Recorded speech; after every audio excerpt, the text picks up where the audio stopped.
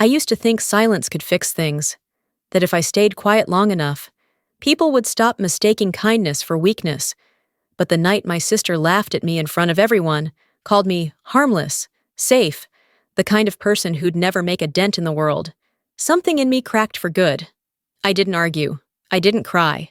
I just stood there, realizing how easily years of patience can be rewritten as insignificance. How easily love can sound like pity when spoken from above. That was the moment I understood.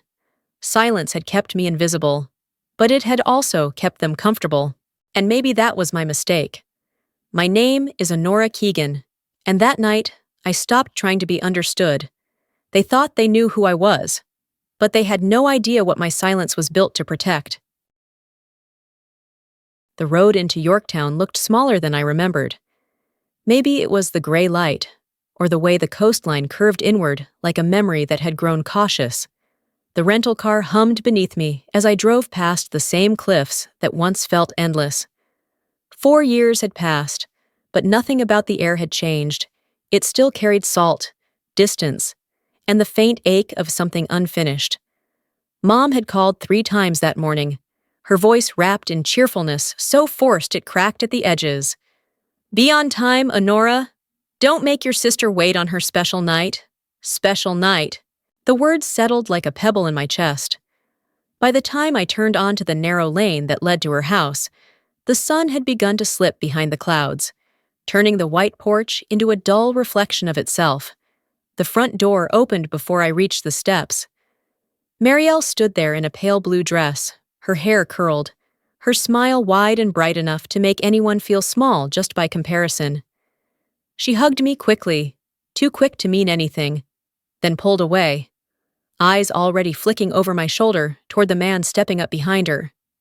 Bennett Hale. His name had lived in our family's vocabulary for months now. The heroic medic, the man who'd saved lives overseas, the perfect match for the daughter who could do no wrong. He was taller than I expected, polite in a way that came from habit, not warmth. When he extended his hand, I shook it, feeling the practiced firmness of someone used to being looked up to. His grip was steady, but his expression shifted the moment his gaze dropped to my collar. The small silver brooch pinned there caught the late afternoon light, an intricate piece shaped like interlocked wings around a DNA helix, a quiet thing I never meant to draw attention to. Yet somehow, it always did. His eyes froze. Just for a second. But in that second, something in the air tightened, fragile and heavy all at once. He looked at me the way someone looks at a ghost they owe a debt to. I broke the silence before it could harden. "Just a work keepsake," I said softly, as if that explained everything. He nodded, polite again, but his voice didn't return. He followed Marielle inside, and I stayed back on the porch for a breath longer than I should have, pretending to admire the view. What I was really doing was collecting myself, because the look he'd given me wasn't curiosity. It was recognition. The living room was already crowded. Laughter bounced off the wooden beams, that familiar kind of selective warmth that fills a house but never seems to reach you. Mom hovered near the kitchen island, adjusting a vase of flowers for the 3rd time, her smile too bright for a casual family dinner. She turned when she saw me. "There you are," she said, as if I'd been lost, not forgotten, not. Before I could answer, Marielle took over, ushering Bennett forward like a trophy she couldn't stop showing off. Everyone clapped, someone whistled. I stood beside the doorway, the invisible punctuation mark at the edge of their story. Mom started talking about Bennett's deployments, the rescues, the medals, the miracles. Her voice had that proud, trembling note she used to save for church recitals or Christmas guests. I listened. I even smiled once. But inside, the sound of it hollowed something out of me. At the dinner table, Marielle leaned in close enough for her perfume to sting my throat. "You must love how calm things are where you work," she said lightly. "Nothing dangerous, right?" Her tone was syrup over glass. Everyone chuckled. I didn't answer right away. The wine in my glass caught the chandelier light, casting a small reflection of the brooch against the tablecloth. It looked brighter in the warm glow, out of place in a room built for pretense. I lifted the glass, tracing the rim with my thumb. Some things get quieter only when they have to, I said. No one asked what I meant. They never did. Bennett's laugh came half a second late. It faltered halfway through, soft but noticeable. When I glanced up, he wasn't looking at Marielle. He was looking at me again. No smile, no pretense this time, only a flicker of something that didn't belong in that house full of admiration. He dropped his gaze, adjusted his napkin, and for the rest of dinner, said almost nothing. Mom filled the silence with talk about floral arrangements and guest lists. Marielle basked in it all, leaning her head on Bennett's shoulder like she owned the spotlight and the man under it. I stayed quiet. I had learned long ago that silence kept me safe from the kind of small talk that cut deeper than shouting. But that night, even silence couldn't protect me. When Bennett's hand brushed the table and the edge of his sleeve lifted slightly, I saw the faint mark on his wrist, the outline of a medic band, the kind issued during a specific mission years ago. My chest went still. He noticed my reaction. Our eyes met again, and for the briefest second, the room around us disappeared. I knew then that he'd seen the symbol on my collar before, not in a brochure, not in a lab, but somewhere dustier, louder, somewhere no one was supposed to come back from. He turned away before the thought could finish forming, but it was already too late. The air had changed. The story they were all so proud to tell had just collided with one I'd spent years burying. Mom's laughter carried faintly from the far end of the table. Marielle reached for Bennett's hand, whispering something that made him smile on command. I looked back down at the brooch, catching its reflection one last time in the red wine surface. For years, I'd convinced myself that some truths could stay buried forever. But that night, staring at the way his eyes had shifted, I realized something I'd been trying not to admit. Whatever peace I'd built in my silence was about to end.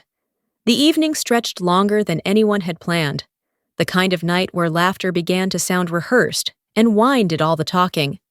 Marielle glided from one group to another, glowing under the warm lights, her voice bright and sure as she repeated stories about her engagement, her job, and all the big things she was chasing in life. Mom followed close behind, her hands fluttering over centerpieces and canapé trays, proud and restless.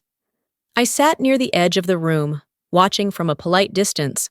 The soft hum of the ocean slipped through the open windows, carrying the faint salt of the tide. The moonlight hit the water in a way that reminded me of nights spent in other rooms, in other worlds. Fluorescent screens, metal tables, the rhythm of distant alarms. There were nights when I hadn't seen the sky for days. Nights when silence was survival. Bennett's voice pulled me back. He was across the room, surrounded by people, recounting some story about a desert rescue. His tone was calm, measured, too measured. He spoke like a man who had practiced removing emotion from the things that had once defined him. The crowd hung on every word, but every so often, his sentences faltered, as if memory had caught him mid-step. When his eyes found mine, the words stopped completely. A heartbeat passed between us, then another, and then, as if he couldn't stand the air anymore. He excused himself, setting his glass down and heading for the doors that led outside. Something in me moved before I could think better of it. I followed. The night air was cold enough to sting, the scent of sea salt mixed with cedar from the porch beams, and somewhere down the beach, a single light flickered on a dock. Bennett leaned on the railing, both hands gripping the wood, head bowed slightly. He didn't look at me when he spoke. "That pin," he said quietly. "It isn't just jewelry, is it?" I stayed still. The wind caught the hem of my sleeve, lifting it like a small flag. "What do you think it is?" He turned then, his face pale under the porch light. His voice was lower now, rough around the edges. "I saw that symbol before, on containment suits. Halcyon." There was a woman's voice on the radio that night, calm, steady, giving orders when everyone else was screaming. She told us to seal the camp. If we hadn't listened, we'd all be dead. The ocean roared behind us, waves breaking against the rocks below. The sound filled the silence between his words. He swallowed hard, eyes searching mine, as if trying to match them to a voice he'd only ever heard through static. I could almost see the moment realization began to take shape inside him. I looked past him toward the horizon. The moon was high now, cold and full. Sometimes, saving people means knowing who you can't save. He didn't respond right away. The tension in his shoulders eased, but his expression didn't soften. He just stood there, breathing, trying to make peace with something that had no peace to give. After a long pause, he nodded once, slow and heavy. Then he turned and walked back inside. I stayed on the porch. The door closed behind him, muffling the music, the laughter, the clinking glasses that felt a world away from where I stood. The wind pressed against me, and for a moment, it felt like the air itself remembered. Every sound, every order, every silence that had once carried a cost.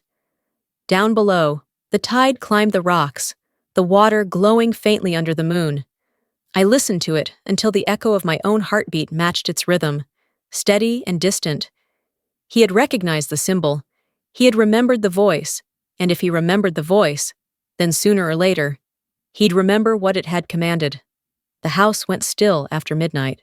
The laughter, the clinking of glasses, the polite applause that had filled the evening faded into the slow rhythm of the ocean outside. From my room upstairs, I could hear the faint hum of the refrigerator and the occasional creak of wood as the wind pressed against the walls. Silence had always been easier for me to live with than noise. I unlatched my suitcase and reached beneath the folded clothes for the small black case tucked at the bottom. Inside, a flash drive, scuffed at the edges, a thin layer of dust dulling the metal. My fingers hesitated before sliding it into the laptop. The screen came alive with a blue glow, throwing shadows across the room. Halcyon log, 07 to 14, classified. The words appeared, sterile and familiar. I put on my headphones. The recording began with static, then the whir of wind against canvas, footsteps over gravel, and the ragged sound of men breathing through masks. A siren wailed faintly in the distance. Then my own voice, calm but edged with steel. Containment priority. Hail unit. Evacuate within 40 seconds. Even after all these years, hearing it still felt like swallowing glass. Bennett had been part of that unit. He had made it out. 5 others hadn't. The screen flickered as if the machine itself wanted to look away. I minimized the log and opened a folder filled with images I hadn't let myself delete. The suits, white, sealed, faces hidden behind fogged visors, dust storms clawing at the tents, the orange glow of biohazard lights cutting through the dark. There was one photo that never left me. A man standing at the edge of the quarantine line, his back to the camera, head tilted toward the radio clipped to his vest. He'd been seconds from the blast radius when the lockdown sequence started. I never knew if he'd heard my last transmission before running. I leaned back in the chair, pressing my palms against my temples. The faint hum of the laptop mixed with the crash of the waves outside. Both were steady, relentless, the kind of sound that filled every space until you couldn't tell where it ended and you began. The brooch on the nightstand caught the blue glow of the screen. It gleamed cold and sharp, the wings outstretched around the DNA spiral, an emblem of precision and consequence. People assumed I wore it for pride. They didn't understand it was a scar in metal form, a reminder of what silence cost. I closed the laptop, but the sound of my own voice lingered long after. Containment priority. Hail unit. Evacuate within 40 seconds. I'd spent years trying to convince myself that I had made the only decision I could. Yet every time I heard the recording, I wondered whether morality had ever been meant to sound so cold. The next morning came gray and windless. The sea fog had rolled in overnight, wrapping the coastline in something that felt like secrecy. I sat on the edge of the bed, trying to focus on the muted rhythm of the rain against the window. A knock broke the stillness. I opened the door to find Bennett standing there. His hair was damp, his expression unreadable. For a moment, neither of us spoke. The faint smell of salt water and coffee followed him into the room. "We've met before, haven't we?" he asked quietly. "Not the way you think," I said. He studied me, his eyes narrowing just slightly, not in accusation, but in recognition of something he couldn't quite name. I could see the thought forming, the way memory sometimes arrived, not as an image, but as a pulse. He was searching for a place to set it down. He took a small step closer. "You were there, weren't you?" "Halcyon." I didn't move. The silence between us tightened, the air thick with the weight of things neither of us was ready to say. "You think you remember," I said finally, "but memories can be cruel. They only show you what you're ready to face." His jaw flexed, and for a moment I saw not the confident man from the dinner table, but the soldier who had once heard my voice through static and smoke. The man who had run when I told him to, while others stayed behind. He looked down at the floor, then back at me. There was fear in his eyes, not of me, but of what I represented, of what my silence might still hold.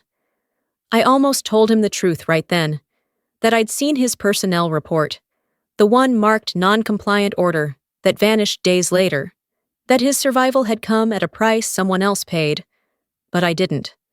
Some truths were too heavy to hand back to the people they saved. He exhaled slowly. "I just needed to know if I was right," he said. "You're not wrong," I answered, "just not ready for the rest of it." He stood there a moment longer, then nodded and stepped back. When the door closed behind him, I sank against the wall, heart pounding. Through the thin glass of the window, I watched the fog roll past the cliffs. The world outside blurred into one shifting gray mass, edges soft and indistinct. There was something strangely comforting about it, how it made everything look the same, how it allowed secrets to breathe without form. I turned the brooch over in my hand, tracing the small etched code on its back. It wasn't a serial number. It was the date of the quarantine order, the day 5 names had been erased from every official record. Every decision leaves an echo, and some echoes learn to speak. That night, I dreamed of radio static and fire, of a voice, my own, cutting through chaos with calm precision, of a man shouting over the comms, begging for a chance I couldn't give. When I woke, the echo was still there, steady as the tide. I had known Bennett would find me eventually. I just didn't expect it to hurt this much when he did. I've always hated long dinners, the kind where people don't really eat, just talk louder than the person next to them to sound happy. The night of Marielle's engagement dinner was no different. The restaurant overlooked the water, glass walls framing the dark Atlantic like a painting. Everything shimmered gold, candles, wine, silver cutlery, even the laughter. The table stretched farther than it needed to. White linen, crystal glasses, plates arranged with military precision. Mom sat at the head like she was presiding over a ceremony rather than a family meal. Her smile had the kind of control that left no room for anyone else's expression. She started her introduction routine the way she always did when she wanted to prove something. "Bennett has served in 3 medical deployments," she said proudly, "saved more lives than he can count. And Honora, she works in research. Very steady, reliable." The way she said steady sounded like unremarkable. I smiled faintly, letting it pass. The words didn't sting anymore. They just left small bruises that never fully faded. Marielle, seated beside Bennett, leaned closer to him, her voice bright and polished for the audience. "You know," she said, "he once performed surgery under fire. He never tells people about it, but his mother shared the story." The guests at the table gasped in all the right places. My mother's eyes gleamed with approval, like heroism by proximity made her part of the story. I lifted my wine glass, studying the red glint in its curve. "Battlefields aren't always out there," I said quietly. "Sometimes they're in the decisions we make." No one spoke for a moment. Then forks moved again. Someone laughed too loudly. They didn't understand, and that was fine. I hadn't said it for them. Across the table, Bennett's gaze met mine. A flash of something sharp crossed his face. Recognition. Guilt. I couldn't tell. Whatever it was. He dropped his eyes quickly, jaw tight. Mom, oblivious, switched gears with a breathy laugh. You still work in that lab, don't you, sweetheart? Must be peaceful, safe, safe. She said it like a benediction, as if safety were the highest form of living. I nodded. I'm used to working where silence matters. Marielle laughed, tossing her hair back. Silence? Maybe that's why you're still single. Men like women who talk. The table erupted in soft laughter. Knives touched plates. Someone poured more wine. I didn't look up. Bennett didn't laugh. His hand rested on the stem of his glass, fingers tapping once, twice. Sometimes silence saves more lives than words, he said evenly. The sound of his voice cut through the noise like a wire snapping. The laughter stopped short. Marielle blinked, confusion flickering before she forced another smile. He didn't elaborate. He didn't need to. Dinner stumbled forward after that, uneven, forced. Every conversation seemed to fold in on itself. The room felt smaller than it had an hour before. The candlelight too warm, the air too close. When it was finally over, people rose slowly, smoothing napkins, thanking hosts. I lingered behind, the hum of conversation fading into the distance. I turned toward the lobby, ready to leave, when Bennett appeared in front of me. His posture was careful, but his eyes weren't. You still have it, he said quietly, nodding toward the brooch pinned to my jacket. I looked down at it. The silver wings caught the overhead light, a cold reflection against dark fabric. I wear it to remember. Remember what? The people I couldn't save. For a long moment, neither of us moved. His throat tightened, as if words wanted to escape but couldn't. He nodded once. Then he said, barely above a whisper, I think I'm starting to remember, too. He turned and walked toward the exit, his shadow stretching long across the marble floor. I stood there, hand resting lightly on the brooch, the metal cool against my skin. Around me, the restaurant's glow faded into quiet. The sea pressed against the windows outside. Steady, endless, patient, like something that knew how to hold a secret without ever letting it sink. That night, the resort felt hollow, as if the walls had absorbed too much conversation and could no longer bear the weight of it. I stayed upstairs in the small guest room, lights dimmed, the ocean murmuring outside like a memory trying to get in. The air smelled of salt and damp wood. I opened my laptop on the desk by the window and slid the encrypted drive into its port. The screen flickered once before settling into the familiar black interface. White text appeared, Halcyon log, 07 to 14, classified. For a long moment, I just stared at the words. Then I pressed play. The speakers filled with static, followed by the shrill wind against canvas, the sharp click of boots running on gravel, a burst of coughing through respirators.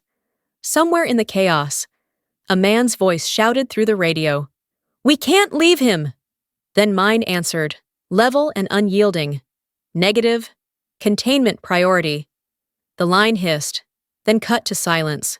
Even now, years later, hearing my own voice like that made my chest seize. I remembered exactly what I'd felt in that moment, the pressure behind the decision, the knowledge that saving hundreds meant sentencing a few. Bennett had been the one shouting. His unit had made it out. One man hadn't.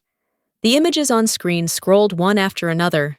Soldiers in hazmat suits bent over stretchers, a medic pressing gauze against a wound that wouldn't stop bleeding, the red glow of a biohazard light against the dust, the helicopter burning like a flare in the dark.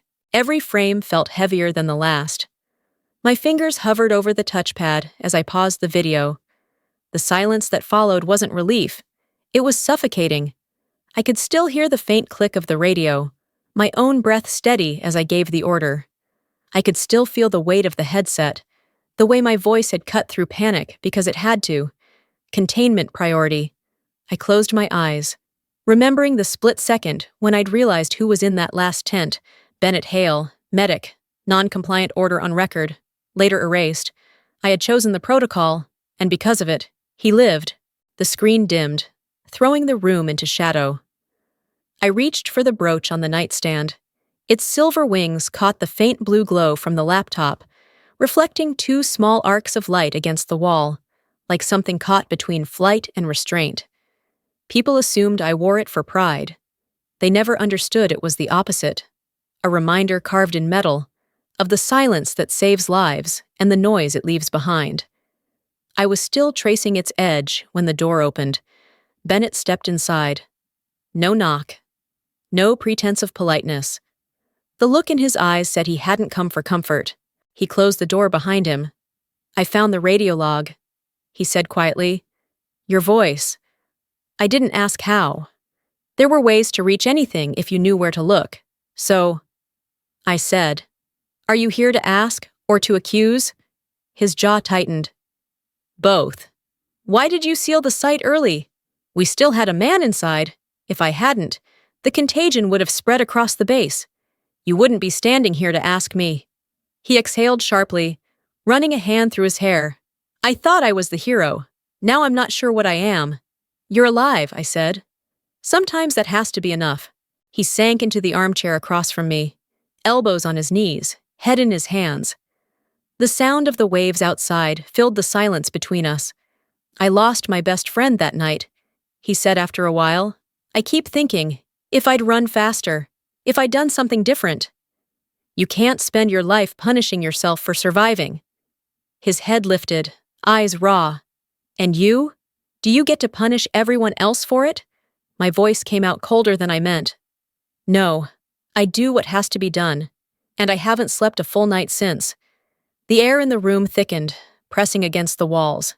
The faint hum of the laptop was the only sound. The light from the screen caught the brooch again, reflecting across the plaster in the shape of wings. Steady, motionless, trapped in flight. He stood slowly, his hands trembling at his sides. "I don't know whether to hate you or thank you. Both are fair," I said. "As long as you live with either one." He nodded once, eyes unreadable, and turned toward the door. The floor creaked under his weight. Then he was gone. The room felt larger when he left, but emptier too. I stayed where I was, the soft crash of waves replacing the sound of his footsteps. The ocean never shouted. It simply kept coming back, again and again, like truth itself. Quiet, steady, undeniable. I reached up and unclasped the brooch, setting it beside the laptop. The metal was cool against my palm. I watched the two lights on the wall flicker and fade as the computer went dark. For the first time that night, I whispered the name of the man who hadn't made it out. The silence that followed felt heavier than confession, and somehow, just as necessary. The engagement dinner looked more like a diplomatic gala than a family gathering. The ballroom at the coastal resort glowed with soft gold light. Crystal chandeliers cast rippling reflections across polished glass, and every surface shimmered with carefully arranged perfection. Laughter rose and fell like music, practiced and hollow. It wasn't joy, it was performance. I sat near the far end of the table, half in shadow, my plate mostly untouched. No one really spoke to me. They never did for long. Mom, radiant and restless, made her usual rounds of polite concern every few minutes. She leaned toward me with that sing-song voice she used for waiters and guests she didn't know. "Honora, isn't the fish divine tonight? You probably don't get meals like this where you work, right?" I smiled just enough to make her feel gracious. Across from me, Bennett held his wineglass lightly, rolling the stem between his fingers. His eyes kept finding me in the spaces between conversations, unreadable and steady. Marielle, glowing with the self-importance of the evening, mistook his quiet for admiration. She turned to him, her tone teasing, confident. "You should tell them about Halcyon. They've never heard that story." The name hit like a glass cracking under heat. I hadn't heard anyone say it aloud in 4 years. Bennett's hand froze mid-turn. A small silence formed around the table. Then he gave a short, humorless laugh. "That's one operation I'd rather not celebrate." Marielle's voice went bright, too loud for the room. "Oh, you're being humble again. Tell them what you did. You saved an entire medical team from being trapped in a contaminated zone. I set my glass down. The stem made a faint sound against the tablecloth, like the beginning of an echo. Sometimes, I said evenly, the one who saves people isn't the one holding the scalpel. It's the one who gives the order. The laughter dimmed. Forks paused midair. Marielle blinked, confused by the shift. She didn't notice Bennett's expression change, the sudden tightness around his mouth, the flicker of realization behind his eyes. He was remembering. Before anyone could fill the silence, he spoke again, voice lower, stripped of its dinner party smoothness. Honora, were you in Al-Hara? 2018?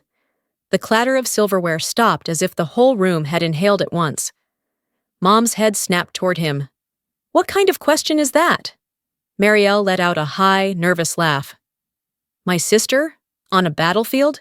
She faints at flu shots, for God's sake. The air turned dense. Every gaze around the table shifted toward me, waiting for me to deny it, to laugh along. I didn't. I met Bennett's eyes. I'm not permitted to talk about that. The words left my mouth softly, but landed like a hammer. No one spoke. Even the background music seemed to lose its rhythm. My mother's hand hovered halfway between her fork and her glass. The server stood frozen by the doors, unsure whether to move. Across the table, a voice broke the silence, deep, steady, unmistakable. Colonel Richard Hale, Bennett's father, sat at the head of the table. His face was carved in shadow, the candlelight tracing the sharp line of his jaw. He's right to ask, he said slowly, because if you were there, you wouldn't be allowed to say so. The statement sliced through the tension cleanly, not easing it, sharpening it. I looked at him. Under the calm exterior, his eyes betrayed something else, recognition. He knew exactly who I was. He knew what Halcyon meant, and more importantly, what had been erased to keep it quiet. A dozen thoughts collided at once, each one snapping into place like glass shards finding their pattern. He had signed off on the sealed report, the redacted files, the missing names. He hadn't done it to protect me. He'd done it to protect the uniform and his son.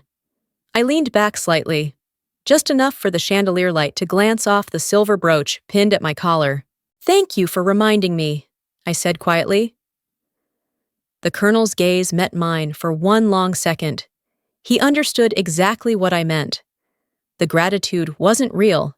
It was acknowledgement, a signal between two people who shared the same secret, but for very different reasons. He lifted his glass and drank deeply, his throat tightening as he swallowed. No one else at the table dared to breathe. Mom cleared her throat, trying to rebuild the evening with brittle cheer. So, Bennett, tell us about the hospital proposal you mentioned earlier. But the momentum was gone. The air in the room had changed. Every word now seemed to echo. Bennett's attention stayed locked on me. His hand trembled slightly against the wine glass. He knew there was something beneath the surface of this conversation he wasn't supposed to touch, but he couldn't stop reaching for it. Across from him, his father set the glass down with deliberate care, eyes fixed on his plate as though silence could erase what had already been said. No one else understood the current running between us, the invisible recognition, the quiet accusation, the shared knowledge of what Halcyon had demanded. But I did. And so did he. I let the moment hang for a beat longer, then turned my eyes toward the sea beyond the windows. The waves kept rolling in, unbothered by human guilt or hierarchy. Let them think it was just a misunderstanding. Let them laugh again if they could. The people who knew the truth were sitting right here, and that was more than enough. The corridor outside the ballroom was quiet, except for the soft hum of the ocean pressing against the rocks below. The chandeliers behind me threw streaks of gold across the glass doors, their reflections stretching long and broken over the marble floor. I stepped out, letting the night air cut through the leftover warmth of the dinner. It smelled of salt and something faintly metallic, like the memory of rain. Footsteps followed, slow at first, then deliberate. When I turned, Bennett was standing a few feet away, shoulders stiff, his face shadowed under the dim corridor lights. His eyes looked darker than before, stripped of the calm politeness he wore around others. "I remember now," he said quietly. "The voice. On the radio. I tried to forget it, but it never left. I didn't answer. I waited." He stepped closer, his voice breaking on the edge of anger. "Why did you seal the tent? My best friend was in there."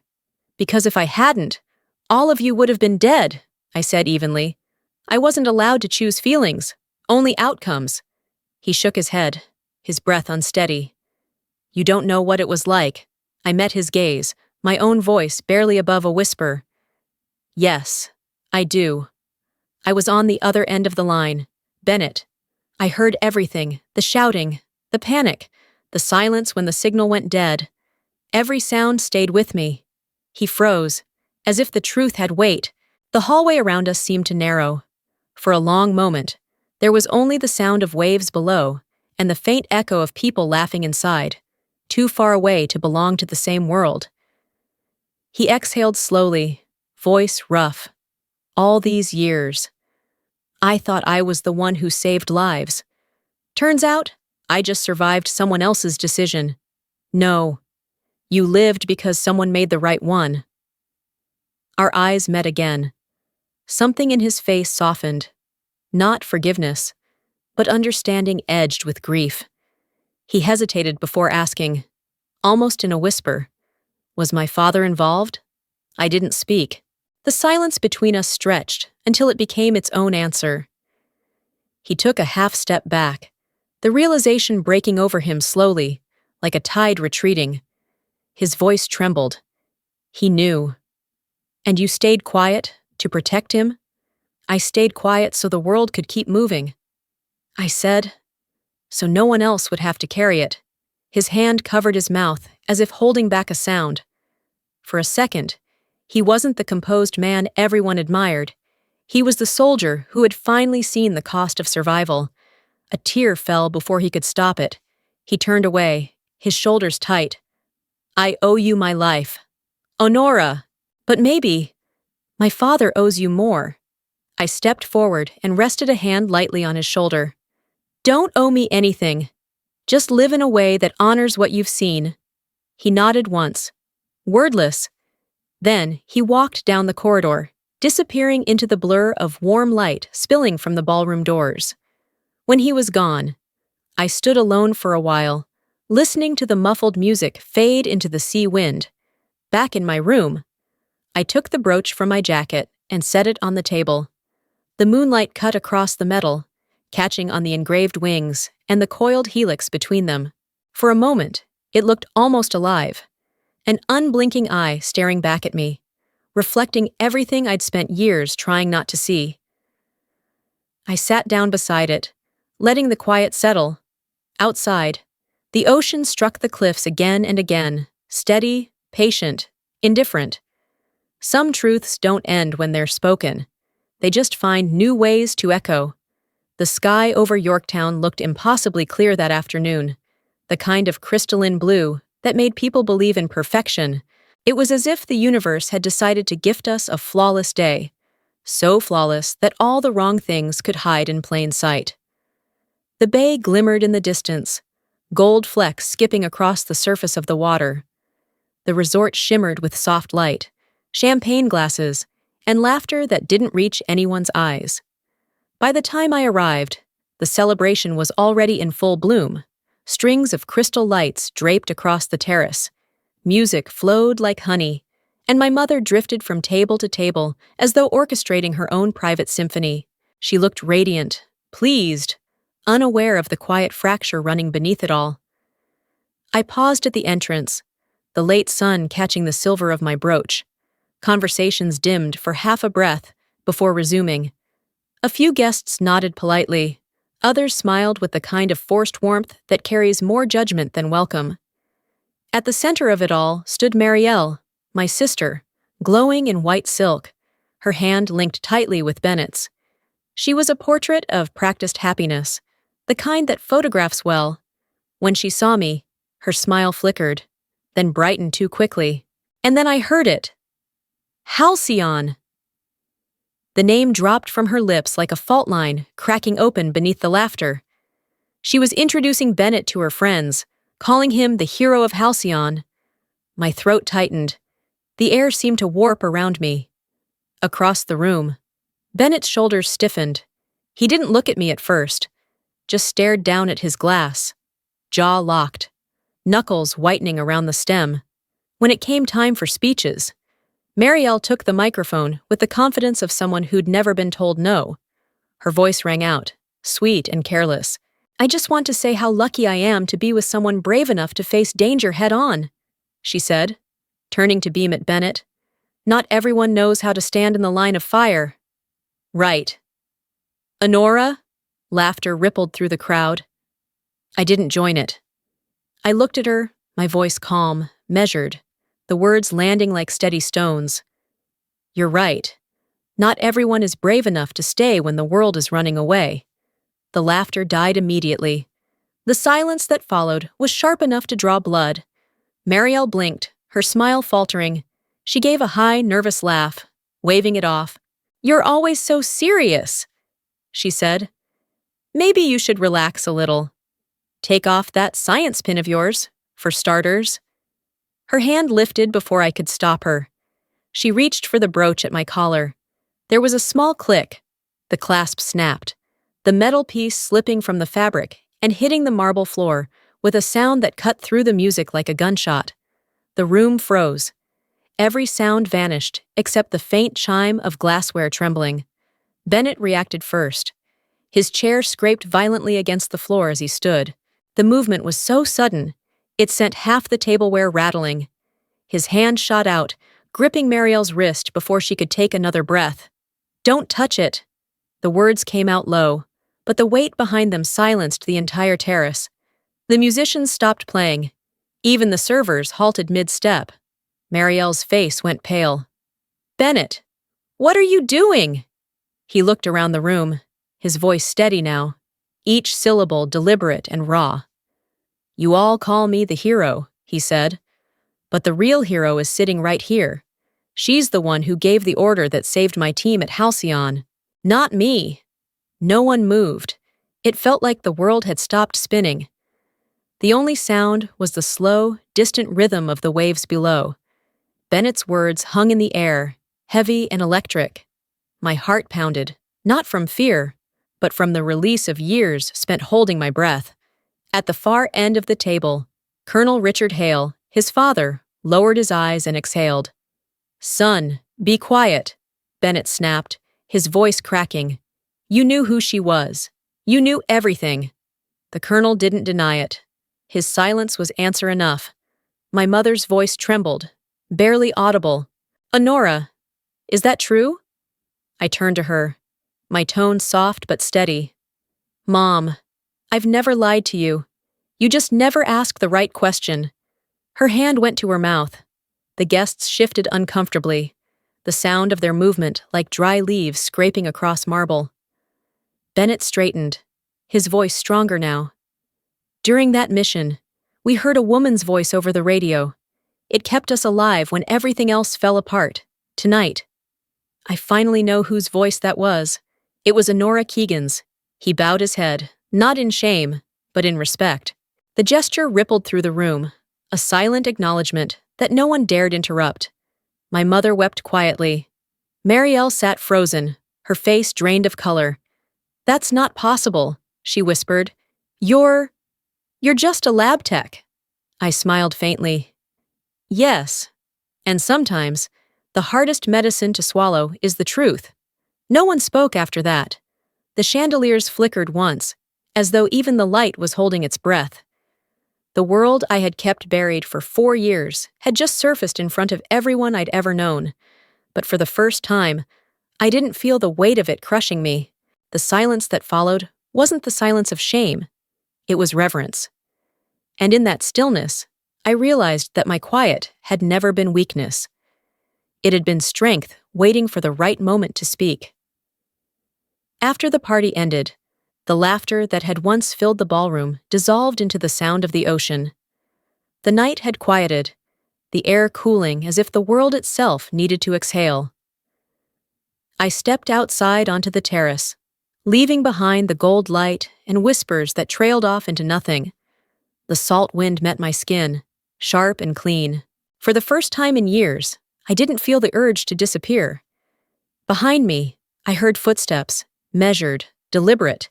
Bennett stepped into the light, spilling through the glass doors. His jacket hung loose over one shoulder, his expression stripped of everything performative. There was no tension now, no accusation, just the calm of someone finally seeing what had always been there. He stopped beside me, close enough that I could hear the slow rhythm of his breathing.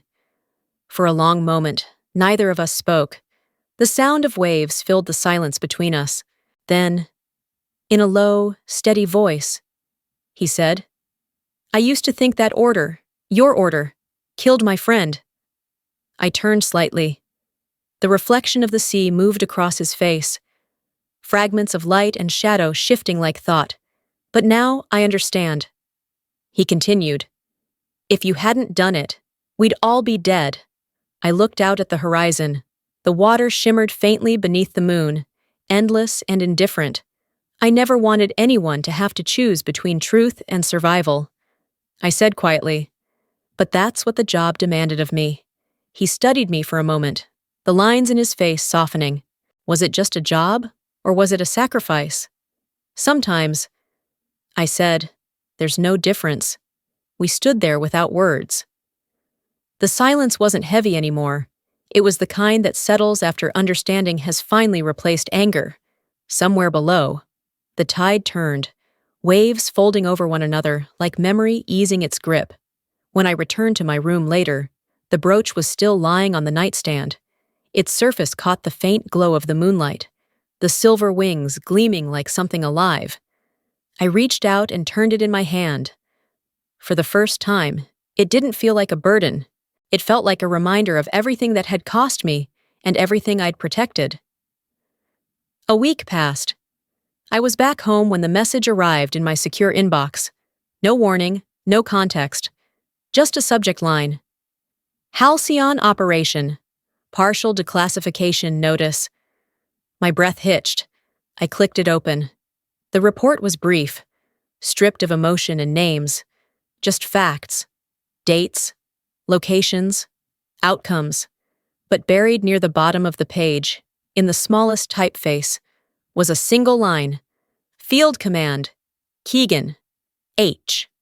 Containment successful. That was all. No recognition, no medals, no speeches. Just an acknowledgement that what I had done existed, and had worked. It should have felt empty, but it didn't. The simplicity of it felt right. Quiet truths didn't need grand announcements. They just needed to endure. Later that morning, I came downstairs to find my mother standing in the kitchen. She had the newspaper in her hands, the defense bulletin reprinted in one of the national columns. She'd circled the line mentioning the Halcyon declassification. When she saw me, she didn't ask questions. She didn't even try to speak at first. She just walked across the room and wrapped her arms around me. It wasn't a dramatic embrace. No sobs, no confessions. Just a real one. The kind that says what words never managed to. Her voice came out small, fragile. "I was wrong," she said. "I thought you'd run away from everything, from responsibility. But you were there all along. I just didn't see it. I didn't tell her it was okay. I didn't say she was forgiven. I just held her back. For the first time, it felt like we were standing on the same side of the truth, behind her, in the doorway. Marielle stood silently. Her face was bare of makeup, her expression hollow in a way I'd never seen before. "Why didn't you tell us?" she asked. "If you'd said something, we would have... Would you have believed me?" The question landed softly, but it was enough. She looked down, her throat tightening, and for once, she didn't have a retort. There was nothing to win anymore. The silence that followed wasn't hostile. It was the sound of understanding too late, the weight of realizing that truth doesn't wait for permission to exist. A few days later, Bennett left town. His new assignment had come through, and he was already half-packed when he stopped by to return a borrowed book I'd forgotten I'd lent him. We didn't say much. The air between us felt calm, almost tender in its restraint. When I woke the next morning, there was an envelope slipped beneath my door. No return address, no signature, just my name written in his precise, blocky handwriting. Inside was a single line, written in ink that had bled slightly on the paper. No one needs to know who you are, I know, and that's enough. I stood there for a long time, rereading it. Then I folded the note carefully and placed it inside the metal box on my desk, the same box where I kept everything that belonged to a life no one else would ever see. The USB drive, the mission reports, the brooch. Each piece represented a different kind of silence. Duty, guilt, remembrance. Together, they told the story that I had carried for years without speaking. That night, I sat by the open window. The ocean air drifted in, cool and unhurried. The house was quiet, no ticking clocks, no restless thoughts pressing against the walls. For the first time in 4 years, I lay down without feeling the weight of unfinished things. The memories didn't fade, they just stopped fighting for space. Sleep came easily, soft and unguarded. I dreamed of nothing heroic, no battlefields, no radio calls, no names written in classified files. Just the sound of waves rolling toward shore, over and over, unending but never cruel. When I woke, dawn was breaking through the curtains. The light was pale, almost shy, but real. I stood by the window, watching it spill over the water, and realized that peace isn't loud. It doesn't announce itself. It simply arrives, slow and certain. The world had moved on. The operation was now a line in an old report, my name reduced to an initial, but that was enough. Recognition, after all, had never been the point. I closed the metal box, slid it into the back of the drawer, and exhaled. The air tasted of salt and something like freedom. Outside, the sea kept moving, endless and alive, as if to remind me that survival, quiet, steady, uncelebrated, is its own kind of victory. And for the first time since Halcyon, I believed it. Not as a soldier, not as a secret, but simply as myself. That night, before I turned off the light, I looked at the brooch one last time. Its wings gleamed faintly in the dim glow, the metal no longer cold but familiar. I placed it beside the note and closed the lid. There were no ceremonies waiting, no applause, no need for anyone to rewrite what had already been lived, because the truth, once carried long enough, no longer asks to be seen. It simply stays, quiet, steadfast, unshakable, like the tide returning home. And that was enough for me. A month passed. Yorktown had settled back into its quiet rhythm, the gulls circling low, the tide breathing in and out against the worn wooden docks, the faint hum of life continuing as it always did, the chaos of the engagement, the confrontation, the headlines that flickered briefly before fading. None of it lingered here. The town had no memory of storms once they passed. I stood at the edge of the pier that afternoon, the wind brushing strands of hair across my face. The water below glimmered under the late sun, restless and infinite. In my hands rested the small metal box, the one that had traveled with me through every chapter of my silence. Its weight was familiar, but no longer heavy. I flipped the latch open. Inside, everything was as it had always been. The silver brooch, the old USB drive, and something new resting between them. A wedding invitation edged in gold. Marielle's handwriting curled across the front in looping script. Mr. and Mrs. Hale. For a moment, I just looked at it.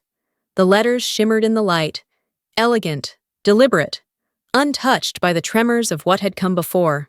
I lifted it out, the paper smooth beneath my fingers. When I opened it, a smaller slip of folded stationery slipped free. Handwritten in a neat, steady hand, I recognized immediately. Bennett. For the one who contained chaos and saved us all, a seat will always be open for you. I read it twice. The handwriting was firm, disciplined, but there was a warmth beneath it that words could barely hold. A small laugh caught in my throat. Not amusement, not irony, just something quiet and human. I closed the note and held it for a moment before returning it gently to the box. I didn't need to go. Some invitations don't require an answer to be understood. I stood there watching the horizon shift colors, the blue softening into amber, then bleeding into gold. The sea caught every change of light, mirroring the sky's slow transformation. It was beautiful in the way endings sometimes are. Not sharp, not dramatic, but inevitable. People often think closure comes with words, with apologies, with acknowledgments, with recognition.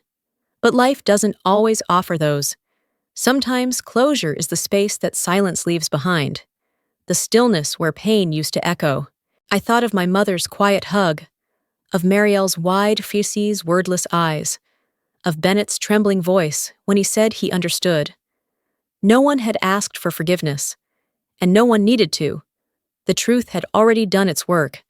The brooch gleamed in the fading light, the twin wings catching a final trace of sun before dusk claimed the water. I ran my thumb across it, tracing the etched helix and the feathered tips. Once, it had been a symbol of secrecy and burden. Now, it was something simpler, a reminder that silence wasn't emptiness. It was proof of what had been carried. I set the box down on the wooden rail beside me and looked out toward the open sea. The waves rolled endlessly, each one folding into the next, disappearing and reappearing, eternal and calm. A breeze swept across the dock, colder now, carrying with it the scent of brine and the memory of every place I had stood waiting for something to end. My eyes closed as I drew a long breath. The air filled my lungs, sharp and clean. Silence isn't absence, I murmured. It's proof I was there. The words slipped out before I could think about them, soft and certain. They didn't need an audience. The wind answered, rushing past, tugging gently at my coat. It carried the scent of salt, damp wood, and the faint echo of distant laughter from the shoreline. A sound belonging to another world, a life that went on without needing to understand mine. I lifted the brooch once more, the silver catching one last glint of fire from the sunset. The engraved wings looked almost ready to lift, light flashing off their edges as though they were gathering air. I smiled. Not everything that flies needs to be seen doing so. I closed the box carefully, pressing the latch until it clicked shut. The sound was small, but it felt final. I tucked it under my arm and turned away from the water. The wind caught behind me, strong and steady, pushing gently as if urging me forward. The sun dipped lower, spilling molten light across the surface of the bay. For a second, it looked as if the entire horizon had caught fire. Orange, gold, and rose burning together, before fading into calm blue-gray. I walked down the length of the pier, each footstep steady against the wood planks worn smooth by years of tides and storms. The air shifted around me, heavy with salt and change. Behind me, the sea went on, murmuring, endless and unjudging. Ahead, the world waited, smaller, quieter, but mine again. There would be no statues, no citations, no one writing my name into official reports. That part of my life would remain where it belonged, in the sealed corridors of memory, between the lines of redacted files. And that was enough. Because strength isn't measured by who remembers you. It's measured by how well you live after no one needs to. I reached the end of the pier, where the boards met solid ground, and turned for one last glance. The horizon shimmered beneath the deepening sky. The light bent across the water, catching for a moment on something small and silver near my hand. The brooch, even in its stillness, seemed alive, its wings reflecting the fading sun as though ready to lift away. I smiled, feeling the quiet settle around me like a second skin. No audience, no stage, just the sound of the wind moving over Yorktown, endless and free. I stepped forward, letting it carry me,